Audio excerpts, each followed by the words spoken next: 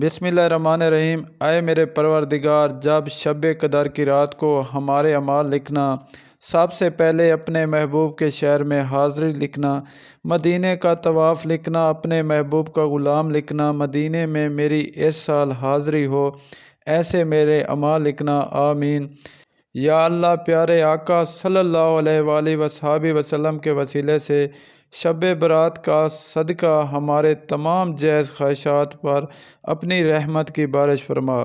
اے میرے پروردگار، آج کی رات جتنے بھی لوگ آپ سے دعائیں مانگیں گے، اے میرے پروردگار ان کی تمام جائز خواہشات کو پورا فرما۔ اے میرے پروردگار، آج محمد عربی کے صدقے ان کی بھی دعائیں سن لے جن کا کوئی سہارا نہیں، ان کی مدد کر جن کا تیرے سوا کوئی آسرا نہیں۔ اے غفور و رحیم، آج کی رات تمام گناہ گاروں کے گناہ معاف فرما۔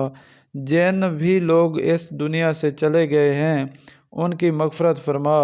اے میرے رب، آنے والے رمضان المبارک کے واسطے تمام مسلمانوں کے گھر میں خوشحالی پیدا فرما۔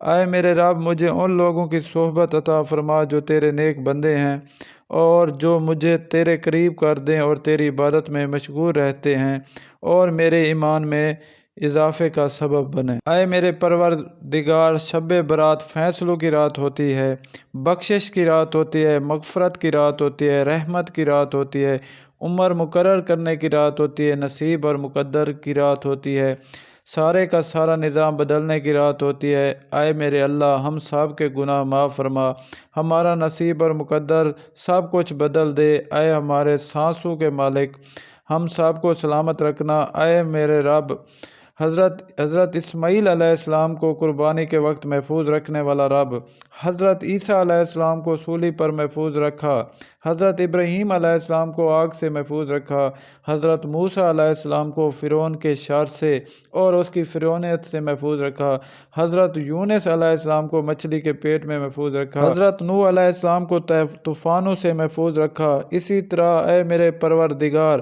اپنے محبوب کی گناہ گار امت کو بھی ہر قسم کی تنگ دستیوں سے محفوظ رکھ۔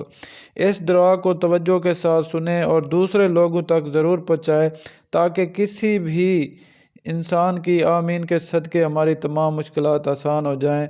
اے زمینوں اور آسمانوں کے مالک، ساری مخلوقات کو پالنے والا، تمام انسانوں کی زندگی اور موت کا فیصلہ کرنے والا، اے پہاڑوں اور سمندروں کے مالک، اے عرش اعظم کے مالک، اے فرشتوں کے معبود، اے عزت اور ذلت کے مالک، بیماروں کو شفا دینے والا، اے بادشاہوں کے بادشاہ، اپنی بارگاہ میں میری دعا قبول فرما، آمین ثم آمین۔